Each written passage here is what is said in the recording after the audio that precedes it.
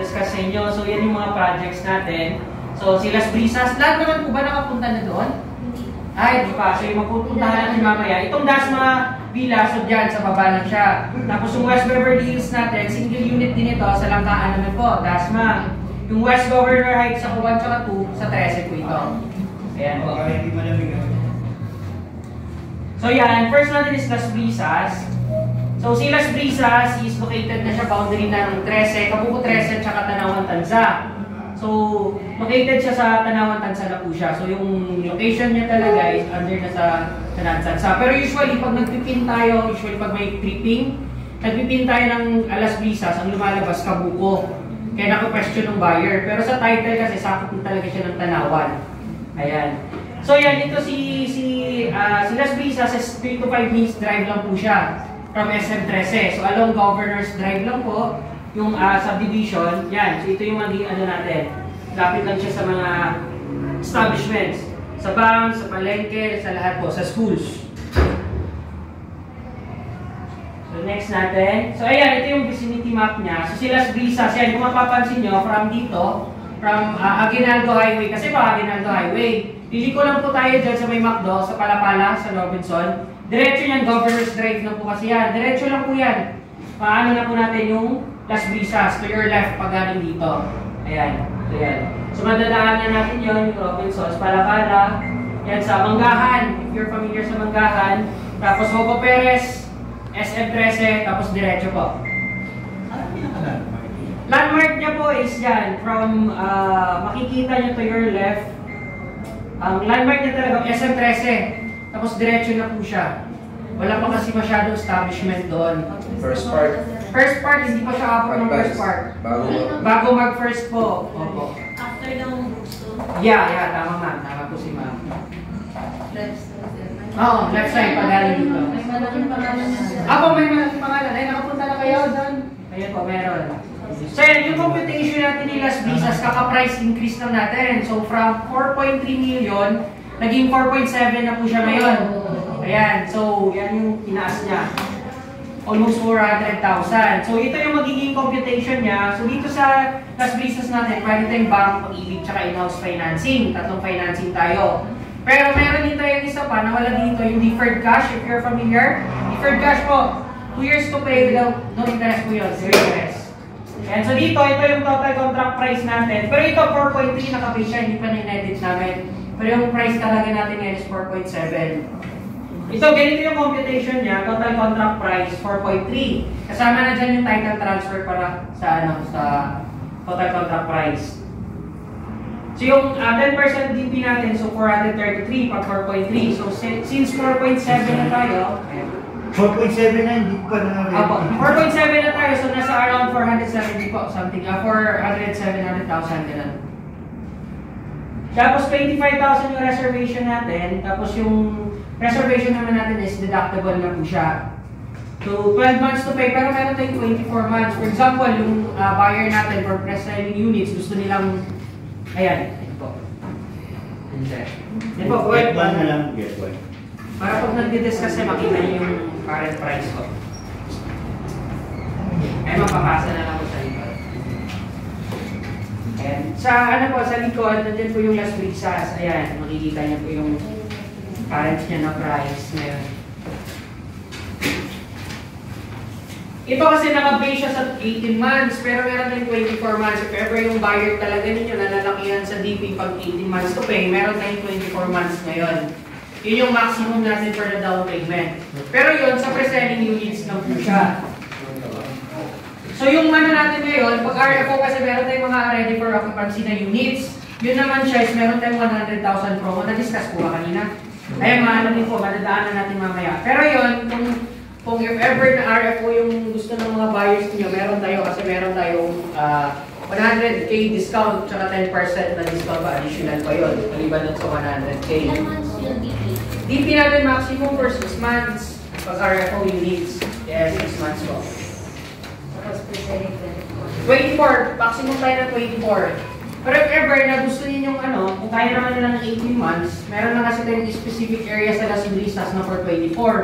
Pero yung the rest is 18 months to pay maximum lang po talaga siya sa DP. So yan, ito yung yung magiging loan value natin. Dito kasi di ba updated, 3.9. 20 years na estimated interest rate natin is 9%. Based ito sa Sterling Bank, pero meron yung 7 to 7.5. Veterans naman po yun. Lahat ng processes, assistance naman ni developer. Meron tayong account management department na magpa-process ng loan. Yes, ma'am. Yung 9% yung interest on year, pricing or Fixed for 3 years tayo for interest rate. For bank financing tayo, fixed for 3 to 5 years palagi po yan. After 3 to 5 years, nagbabago po yung interest rate. Depende na po yun sa economy natin. Pero ito, base, fixed year po kasi tayo dito sa interest rate, 3 to 5 years. Usually dito sa 9% kaya is 3%, fixed po siya. Pag Sterling Bank, dahil kung nasabi ko, meron tayong 7.5 sa veterans or 7% veterans po. Actually, marami kaming banks, pero since yan kasi sila yung mabilis mag-approve, so dyan namin pinapasa yung application kasi wala silang masyadong requirements na hihingi pang the client sa ni developer. So dito sa Pag-ibig, so tinatanong natin si Pag-ibig naman, dito sa Pag-ibig tayo, 30% down payment tayo. So dyan sa computation, around 1.5 million. 20% 20% for presenting po tayo. Pero pag RFO units, tayo, 30% tayo. Bakit po ganun? Kasi mababa yung appraisal ni Pag-ibig. Meron lang silang amount na ina-approve when it comes dun sa loan value. Kaya, kailangan taasan yung down payment, gawa ng mababa yung appraise ni Pag-ibig. So, kailangan, may specific amount ka kasi siya, around 3.2 million to 3.5. So, the remaining balance, yun yung kailangan natin maging down payment pag sa Pag-ibig po. Ayun. Si Pag-ibig naman, ang rate niya yan is 6.25. Yan yung updated niya for 30 years. Fixed lang din po siya for 3 years, 5 years. Kasi nagbabago po yung interest rate pa rin po niya. So si Pag-ibig naman, pag pre-selling tayo, pwede tayo 20% TP. Ayan, so pwede tayo 20% tapos payable po siya ng 18 months. Meron din tayo 24 months po. So yan din yun, for example, mayroon tayo rin mga clients na gusto ng Pag-ibig. So pwede natin sila ipag-ibig dito sa Las Brisas. Pero kung gusto nila ng bangko, pwede rin naman. Usually, ang ginagawa namin, bank muna sila, pwede sila rin, after ma-full DP, pwede sila magpag-ibig. Mag-change na sila ng financing. Pero yan, may fee lang na lang. May 5,000 fee if ever na gano'n. For example lang, may mga buyers kayo, nalalakihan sa DP pero gusto nila magpag-ibig. Pwede muna sila for the meantime magbangko. Since 10% tayo sa DP. Tapos, after full DP nila sa 10%, yung remaining, kailangan na nila ma-full. Yung 10% para papasok tayo sa Pag-ibig. May change financing kasi siya, may fee lang po na babayaran. 5,000 po, if ever na. Ayan. Tapos dito, meron tayong in-house financing. So, na-discuss naman kanina. Pag in-house financing, walang problema. Kahit walang requirements, pwede po tayo dito sa in-house. Tapos yan, 20% yung DP natin. 20%. Tapos maximum years natin is 10%. Based sa 18% interest rate. Fixed na po yan, 18%. And ang kagandahan na niya lang, kahit walang requirements, pwede natin ipasok sa in-house. Yan dito, question po. Yes, ma'am. Move-in fee. Ayan, magandang question ni ma'am. Move-in fee natin is 20,600 for Las Brisas. Inclusion po nun, 20,600. Inclusion niya po is installation ng kuryente, Meralco, deposit. 2 years advance sa monthly dues. 700 per month naman. 2 years advance na sila doon. Tsaka HOA membership. Yung inclusion ng move-in fee. 20,000. How about water? Water is included na po siya sa total contract price. Ang included dun sa total contract price, water installation, title transfer, tsaka miscellaneous. Yung tatlo. Kasama na siya sa total contract price. Tsaka battable na din ito. Baka may buyers na magtatanong, battable na po siya. So, na-include na rin yung budget? That's po, lahat po. Included na po yan. Wala na po siyang hidden charges. Pag bank financing lang, gaya kanina, may na-discuss po ba sa inyo na bank charge? Yes po. Bank charge na ang purpose nun sa mortgage, sa insurances ng bangko. Fire insurance, tsaka processing ni bank. Yun lang yun. Sa Pag-ibig lahat, included na yun. Sa financing? 3 to 5%. bar. From the low value or from the total? Loan value, from the loan value. Kung ano yung amount na ilo-loan natin sa bank, doon yung 3 to 5%. Since ngayon may promo tayo, kung maka-avail kayo, may mga buyer kayo mapupush, waive natin yung bank charge. May limited per buyers na makaka-avail na. Kaya nasa 4 pa, pwede pang 6. Promo namin yun. Around 200,000 din po yan. More or less, na ganun, yung bank charge. Sir, kayo pa inaan. Mahina. Ay, mahina natin. Kaya ko. Ayan. Tutok po dyan, no? Ayan, okay na po yan. 95. Question dito. Ano natin? Next na tayo. Yan yung turnover natin. So, ito yung model unit. From take-out ng unit, ilang buwan pa may tatakbo para ma-turnover rate, plus sa hindi tayo yung bahay. Anong unit po? Pre-selling or RFO? Sa pre-selling. Pre-selling natin. After take-out, sir, halos sila sa After take-out. ilang months pa ang turnover? Turnover natin take-out. Process na lang naman po yun ng installation ng tubig tsaka kuryente. More or less po nasa 1 month to 2 months. Depende na yun kung ang buyer ninyo nandito. Kasi kung wala, mahirap kasi minsan yung nag-schedule sila kasi hindi available. Dapat kung may schedule, opo, pwede naman. Basta may schedule kayo na ibibigay sa account officer or sa PMD namin. Yung sa batch listing din naman kasi minsan yung schedule ng batch listing, mag-inspection ng unit. Yun lang naman. Pero sa mga clients namin na doon, nakalipat na 1 month. 1 month po. After mabayaran niyo yung move-in fee yun, makakapitan naman agad ng tubig. Sa Meralco lang minsan nagtatagal. Kasi yung process kasi ni Meralco nasa 1 month. Ayan, so ito yung model unit. Ito yung mapupuntahan natin mamaya. Dress up na po ito. So ayan. Ito yung actual na turnover ng unit. Naka-tiles na po yan. Makikita din mamaya. Ito naman yung floor plan niya. Ayan.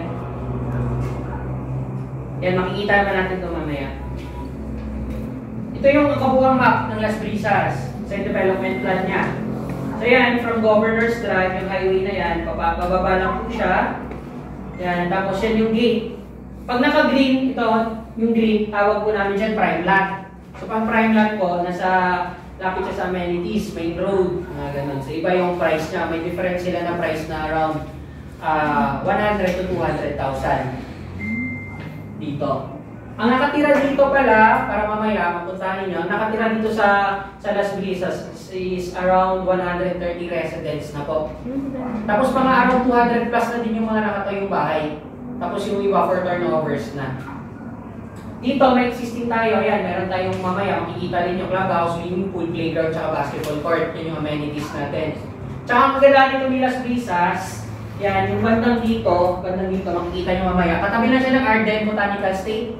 Project ni Mega World, yan. Yan yung isa sa pinakamalaking project ni Mega World din kasi. So, usually ang mga buyers na pupunta doon, nag-inquire kay Mega World, pupunta ng Las Brisas, nag-walk-in, kaya nabubook sila doon. Kasi, beneficial naman din sila din di mag-benefit sa Mega World eh. Kung doon homeowner ka doon, yan, yung nangyayari doon, yung mga buyers na po galing Mega World, pupunta sa Las Brisas, doon sila kumukuha kasi kung bibili ka naman din ng land doon ng 6 million to 12 million, yung mag-Las Brisas ka na lang, ilang units yung makukuha nila doon. Pero kami last time, nag-walk-in, nakakuha ng corner unit. Ang amount niya is 5.4, 183 square meters. Galing silang Mega World. Swerte po yung agent nun. Ayan, ito yung area, yan yung magiging gate, yan yung gate ng Las Brisas. 24/7 po yung security ng Las Brisas, tapos meron pang guard sa likod. Dito naman, naka-exclusive subdivision siya. Hindi siya gaya ng iba na halo-halo. Isang unit lang itatayo dito. Zelia lang po siya, yan. Yung Las Brisas natin. Wala po kayo ibang unit na makikita na tinatayo. Isang unit lang po siya. Yan yung gate. Ito yung mga actual turnover.